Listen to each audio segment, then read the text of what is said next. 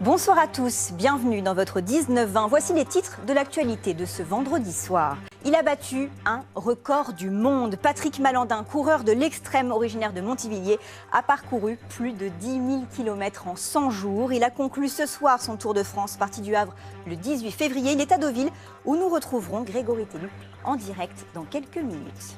Jamais encore un coureur n'avait réussi à parcourir plus de 10 000 km en 100 jours. Patrick Malandin, le grand sportif originaire de Montivilliers, vient donc d'établir un nouveau record du monde. Il était parti le 18 février du Havre et son Tour de France l'a ramené en Normandie.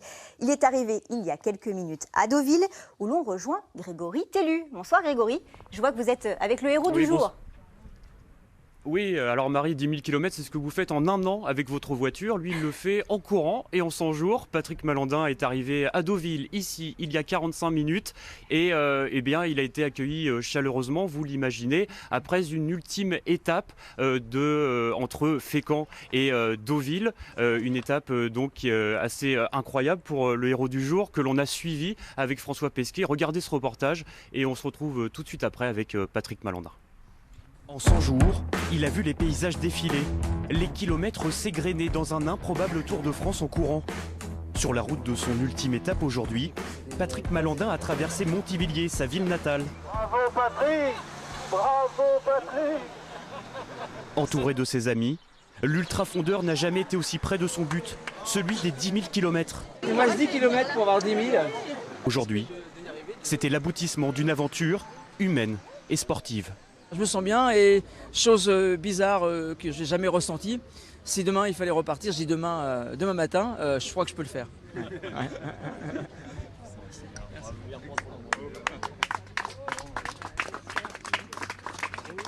Parti le 18 février du Havre, Patrick Malandin aura tenu sa promesse de courir 100 km quotidiennement, sans aucune journée de repos et de répit, pour un corps rompu à l'exigence de l'endurance au long cours.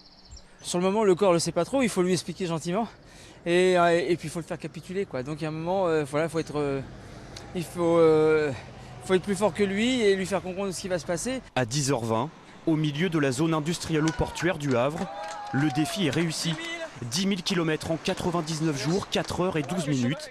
Patrick pulvérise de 4 semaines le précédent record détenu par un Australien. Une aventure majuscule et plurielle, partagée avec 3 suiveurs, dont sa femme Fabienne. Au volant de son camping-car, c'est elle qui précède Patrick depuis le départ, en charge de l'itinéraire et du ravitaillement tous les 4 km. En fait, Patrick, il va s'occuper que de courir. Il ne doit pas avoir de soucis particuliers. Il ne faut pas qu'il se perde, il ne faut pas qu'il fasse de rab.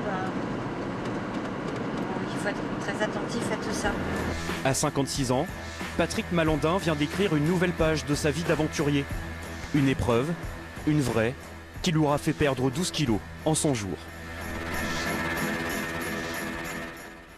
Alors de retour avec Patrick Malandin, un homme forcément heureux, un homme qui se levait tous les jours à 3h30 du matin pour parcourir 100 km, c'est quand même incroyable. Est-ce que vous vous êtes dit à un moment c'est totalement impossible ? Non, je me suis jamais dit ça parce que j'ai toujours tendance à avoir des projets et puis surtout à avoir l'idée de les tenir. Donc pour les tenir, voilà, j'en suis persuadé que je peux y arriver, même s'il peut y avoir des moments délicats. Mais dans l'esprit, non, j'ai pas eu de doute. Des moments de réflexion, c'est un fait, mais voilà, tout s'est bien passé.